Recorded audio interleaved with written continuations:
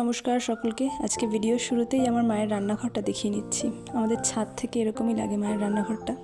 আজকে মা খুবই সহজ পদ্ধতিতে একটা ডিমের ঝোল রান্না করবে। তার জন্য প্রথমে কড়াইতে তেল গরম করে নিয়ে এক এক করে ডিমগুলো ভেজে নিচ্ছে। ডিমগুলো ভাজা হয়ে গেলে এবার সেই কড়াইতেই সামান্য তেল গরম করে নিয়ে সাদা জিরে ফোড়ন দিয়ে দিল।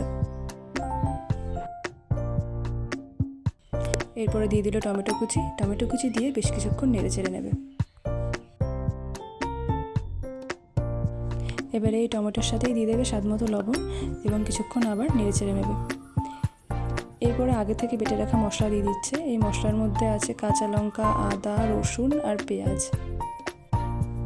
পরিমাণ মতো হলুদ দিয়ে পুরো মশলাটা ভালো করে কষিয়ে নিতে হবে যতক্ষণ না মশলা থেকে তেল ছেড়ে আসছে। দেখতেই পাচ্ছেন মশলাটা কি সুন্দর কষে এসছে আর তেল ছেড়ে এসছে। এবারে দিয়ে দিচ্ছে পরিমাণ মতো জল।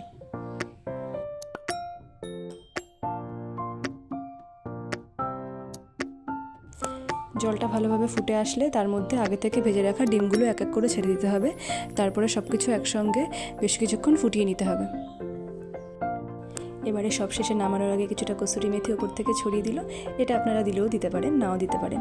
ধন্যবাদ পুরো ভিডিওটি দেখার জন্য।